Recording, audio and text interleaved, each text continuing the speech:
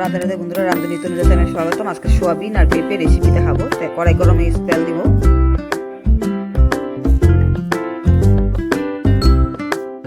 তেলটা গরম হয়েছে, জিরা সোমা দিব, 5টা এলাচ ছেঁচে রেখেছি, এলাচটা দিয়ে দিব,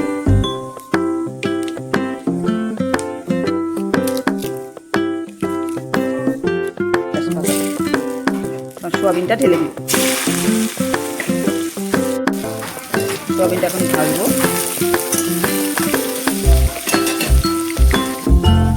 সোয়াবিনটা আধা ভাজা হয়ে গেছে, আমি পেঁয়াজ টমেটোটা ঢেলে দিই। পেঁয়াজ টমেটোর সাথে সোয়াবিনটা ভালো করে আবার ভেজে দেবো।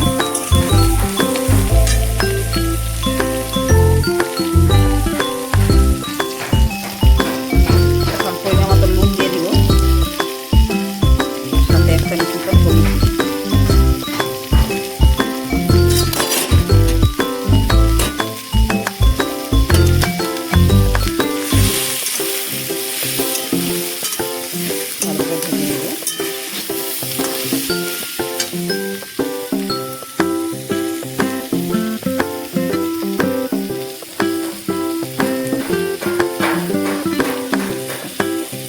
পেঁপেটা আদা সিদ্ধ করে নিয়েছি বিশেষ করে,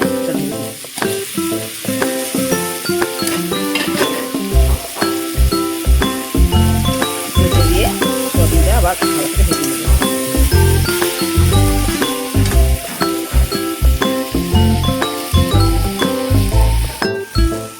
জিরা পেস্ট, ধনিয়া পেস্ট, লঙ্কার পেস্ট আর আদা পেস্ট, আদা টমেটো পেস্ট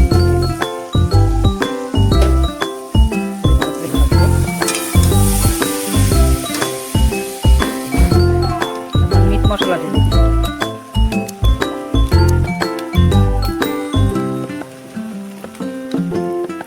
মশলা দিলে আবার একটু মশলাগুলোর সাথে ভালো করে ভেজে নিন।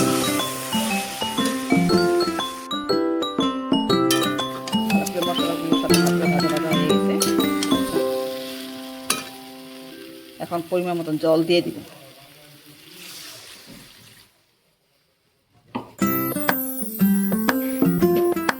এখন 1-2 মিনিট মতন ঢেকে রাখবো।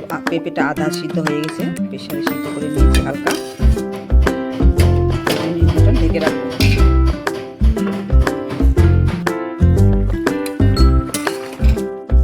হয়ে গেছে, পেঁপেটা ভালো মতন সিদ্ধ হয়ে গেছে।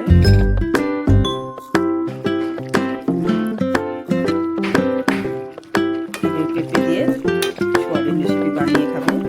খাইতে কিন্তু অনেক অসাধারণ টেস্টি হয়, শরীরও সুস্থ থাকবে। পেঁপে খাওয়া অনেক ভালো, সোয়াবিন খাওয়া ভালো।